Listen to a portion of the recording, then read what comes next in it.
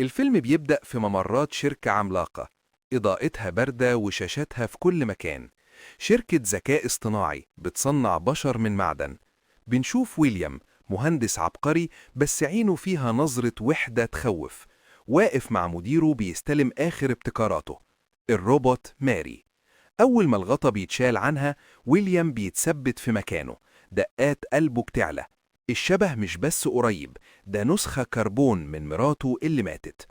ويليام بياخد ماري البيت كأنها جايزة، وفي ليلة هادية بيبدأ يفعلها، بيعلمها إزاي تتنفس رغم إنها مش محتاجة، وإزاي تمشي خطوة بخطوة كأنها طفل بيتعلم المشي. ماري بتبص في عينه وبتقول بصوت آلي فيه لمحة إنسانية: انت شكلك مألوف، البيت ده انا شماه قبل كده. ويليام بيكذب عليها بدم بارد ويقول لها: انت مراتي وده بيتنا، وانت وظيفتك تكوني ليا وبس. المشهد التاني: حياة العروسة والمراقب المجهول. ماري بتبدأ تمارس حياتها كست بيت مثالية. في مشهد طويل ومفصل بنشوفها وهي بتحاول تقلد ماري الحقيقية.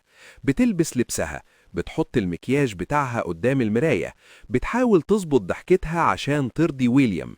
بس في ليلة وهي رايحة تنام على جهاز الشاحن سجنها الليلي، بتلمح من الشباك خيال شخص بيراقبها من بعيد. ماري كروبوت لسه ما عندهاش غريزة الخوف، فبتبصله بفضول وبتروح تنام، وهي مش عارفة إن في ثورة بيتخطط لها من بره الأسوار.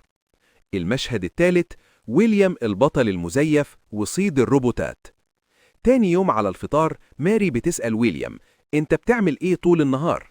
ويليام بيرسم لنفسه صورة البطل: انا بحميكي وبحمي اللي زيك من الاشرار والارهابيين اللي بيخطفوا الروبوتات. بنشوف ويليام في شغله وهو بيطارد روبوتات هاربة. في مهمة قتالية مفصلة بيقتحم مكان وبيرجع 3 روبوتات مخطوفة من وجهة نظره للشركة. ويليام هنا بيبان إنه حامل حمى، بس الحقيقة إنه هو السجان الأكبر، والثلاث روبوتات دول كانوا بيحاولوا يهربوا للحياة، مش مخطوفين. المشهد الرائد: أحلام معدنية وكارت كين. لأول مرة في تاريخ الروبوتات، ماري بتحلم وهي على الشاحن. حلم غريب ودافئ، حفلة عيد ميلاد، ضحك وناس كتير، وفي وسط الزحمة بيظهر شخص لابس قناع. ماري بتقرب منه في الحلم وتسأله: انت مين؟ الشخص ده ما بيتكلمش، بس بيديها كارت عليه رسمة رمزية غريبة. ماري بتصحى وهي مهووسة بالرسمة دي. في مشهد هادي ومعبر بنشوفها وهي بتخيط مخدة وعليها نفس الرسمة، كأنها بتحاول تثبت الحلم في الواقع. ويليام بيشوفها وهي بتخيط وبيستغرب، لأن ماري الحقيقية ما كانتش بتعرف تخيط. بيبدأ يحس إن الروبوت ده بدأ يتمرد ويخلق لنفسه شخصية مستقلة. ماري بتقرر تخرج تكتشف العالم بالعجلة. وهي ماشية بتظهر قدامها ست فجأة اسمها لوز. ماري بتقع من على العجلة، ولوز بتبصلها بنظرة فيها شفقة وقرف في نفس الوقت، وبتقول لها: فوقي من الغفلة اللي انت فيها، انت مش في جنة. لما ماري بترجع تحكي لويليام، ويليام بيشرح لها فلسفة الكره في المجتمع. بيقول لها: الستات بيكرهوا مالي لأنكم أجمل وأوفى وما بتكبروش. الراجل بقى يفضل يشتري روبوت على إنه يتجوز بشرية بتنكد عليه. ويليام بيغسل دماغها عشان تحس إن العالم بره عدو وهو الوحيد الأمان. المشهد السادس: ويليام بيروح يرجع روبوت مفقودة. بيكتشف إنها شغالة سكرتيرة في مكتب ومغيرة شكلها عشان تبان بشرية. لما بيواجهها بيكتشف الصدمة: محدش خطفني، أنا هربت من صاحبي لأنه كان بيعاملني كأني قطعة غيار. ويليام بيصمم يعتقلها، بس هي بتبصله وبتقول: أنا أموت حرة ولا أرجع أكون عبدة تاني، وبترمي نفسها من الشباك. ويليام بيقف مصدوم، لأول مرة يشوف روبوت عندها إرادة تنهي حياتها. في نفس الوقت لوز بتدخل بيت ويليام في غيابه وبتقابل ماري وبتقول لها: ويليام كذاب، كين مستنيكي، العدو الحقيقي هو اللي نايمة في بيته. المشهد السابع: كين والقناع الذي سقط في الحلم. الحرب بتبدأ. ويليام وصاحبه جاك بيحطوا خطة عشان يقبضوا على كين، الإرهابي المزعوم.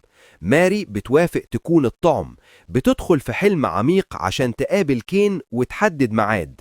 في الحلم كين بيشيل القناع، ماري ما بتعرفش عليه، بس كين بيقول لها بوجع: هم مسحوا ذاكرتك عشان تنسيني، أنا كنت دنيتك كلها. ويليام بيدخل الحلم بتقنية جديدة عشان يقتل كين جوه عقل ماري. بنشوف مطاردة انسبشن بين أحلام ماري. ويليام بيحاول ينهي كين، بس ماري بتصحى في آخر لحظة وتنقذ كين من غير ما تقصد. المشهد الثامن: مصنع مسح الهوية والثورة الصامتة. ويليام بيقرر ينهي الموضوع. لازم أمسح ذاكرتك يا ماري عشان كين ما يوصلكيش تاني. بيبعتها المصنع، وهناك ماري بتقابل روبوتات تانية في طابور الإعدام الرقمي. روبوت منهم بتوشوشها بسر خطير، بتقول لها في طريقة تخليكي تحتفظي بذاكرتك وتضحكي على السيستم، بس اوعي ويليام يعرف. ماري بتكتشف إن الإرهابيين هم في الحقيقة محررين، وإن الروبوتات بتهرب لأنها بتعاني. ماري بتعمل العملية وبترجع لويليام، وهي بتمثل إنها زيرو ذاكرة. حتى النفس والكلام بتمثل إنها بتتعلمهم من جديد عشان تراقبه وتعرف الحقيقة. المشهد التاسع: المستندات القاتلة والسر المدفون. جاك زميل ويليام بيدخل البيت ومعاه ورق يقلب الترابيزة. ويليام: ماري دي ما كانتش مراتك أبدا. ويليام بيفقد أعصابه وبيقتل جاك بدم بارد قدام ماري اللي بتمثل إنها مش فاهمة حاجة. وهنا ماري ذاكرتها بتنفجر بالحقيقة. هي ما كانتش روبوت أصلا في البداية.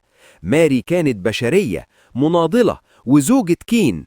ويليام شافها في عملية، حبها بجنون، وقتل كين أو افتكر إنه قتله، وخطف ماري. ولما ماري رفضت تعيش مع قاتل جوزها، ويليام خنقها بالمخدة اللي ماري خيطت زيها، وادعى إنها ماتت وهي نايمة، وراح صنع روبوت على شكلها عشان يمتلكها للأبد.